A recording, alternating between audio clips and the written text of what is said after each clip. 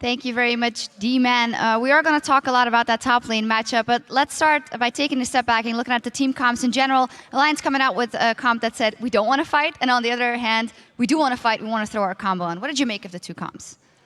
Well, Alliance pretty much told ROCCAT that they wanted to poke and not team fight at all with the Nidalee, the Lee Sin, and the Karma. Nidalee throws out the spears and has the sustain for the sieging, while Karma and Lee Sin have very good disengage if Leona does decide to go in. However, when ROCCAT does get one kill, or they burst a champion down with the Leona ult or a catch, that's when the team fight is over and ROCCAT has free roam over the map. Yeah, what do we make of the early game as well? We usually see a lot going on, then here, no lane swaps, nothing. And it could have actually been quite beneficial for ROCCAT if they did. Yeah, when I looked at Champion Select, I was a bit scared of ROCCAT because Renekton is a lot stronger than Trundle early on, and also Karma and Caitlyn beat the Leona Lucian early on. Fortunately for ROCCAT, the level 1 catch on taps was pretty beneficial to them. Otherwise, I think that might have been a lot more pressure on the early game. And I also think that it translated into the jungle pressure. Lee Sin didn't have much to gank because there he had winning lanes, and the only thing he could gank was mid lane, but that's Nidalee. There's not much kill potential before level 6. So what Shook did, and it was very good of him, he just tried to have dragon control, have a ward there all the time, and just try to farm up. That's indeed what he did. Let's focus our attention to the top lane, as we talked about it a lot as well. Renekton versus Trundle, and Wicked just saying, I'm going to go full damage. I'm going to go for that Blade of the Ruined King. A last whisper, what was the game plan for you when you saw that build coming out from Wicked?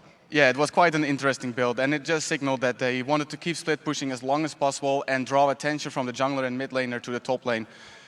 He did a pretty good job. I also really like that he warded deep and had vision, so he couldn't get caught that much. But eventually the wards ran out, Elise came top a few times, and the Trundle outscaled. And then you're in a position where one top laner has a teleport and the other one has exhaust, and then you just get outsplit pushed. Yeah, do you identify that as the main thing that was the problem here for Alliance? The fact that that plan didn't work and Trundle could just always come in while Renekton was anywhere else? Overall, I think that Renekton put a lot of pressure, but there wasn't much that they benefited from it. He could have taken red buffs a lot more often or have more invades, maybe more dives, or they could have made more plays in the mid lane or in the bot lane. However, ROCCAT's composition also was really good against that because they had the 6 that could wave clear. So even though when Elise was top lane, there wasn't much to take. There wasn't really a tower to take. Dragon fights were pretty hard because you don't want to end up in a team fight.